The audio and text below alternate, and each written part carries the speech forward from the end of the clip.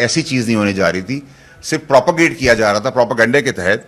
اس میں بھی یونانیمسلی کسی نے نیگیٹو تو چھوڑے, کسی نے بات بھی نہیں کی ہے.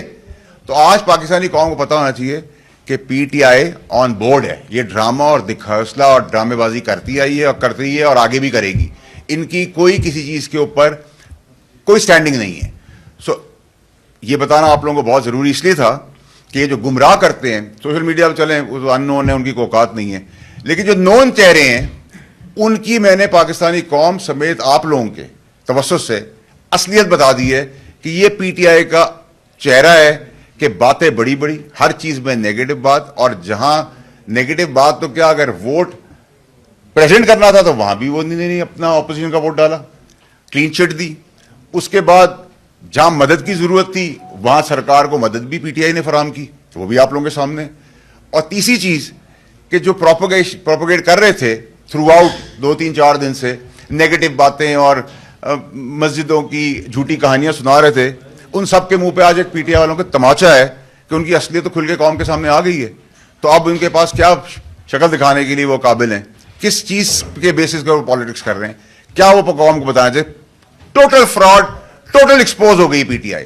اور اس سے زیادہ ایکسپوجر آپ کو پہلے بھی بتاتا رہا, لیکن میں نے مناسب یہ سمجھا کہ کیونکہ یہ بہت جینوئن اور سیریس اور بڑی امپورٹنٹ چیز ہے پاکستانی قوم کو کسی کی اصلیت بتانا, تو میں نے آپ لوگوں کو بتا دیا. آپ لوگوں کے استعفے پہ کیا کہیں گے, کتنا پریشر ان پہ کیوں ڈالا گیا, اور کیا انہیں دوبارہ الیکٹ کرنے کے لیے آپ اپنا رول کو پلے کریں گے؟ دیکھیں جی, صاحب اللہ بڑو صاحب نے قومی مفاد کی خاطر ووٹ دیا ہے, جس کو بڑی اچھی نگاہ سے دیکھا جاتا ہے, اور ساری پاکستانیوں کو اسی طرح سوچنا چاہیے جہاں پاکستان کی قومی مفاد کے لیے ہو. اگر کوئی ایسی پیش رفت ہوئی تو بالکل ہمیں ساتھ دینا چاہیے, کیونکہ اگر ہم ایسے لوگوں کی قدر نہیں کریں گے تو پھر کس کی کریں گے. تو میرا نہیں خیال کہ اس میں کوئی ابڑو صاحب کے لیے کوئی نیگیٹو چیز ہے.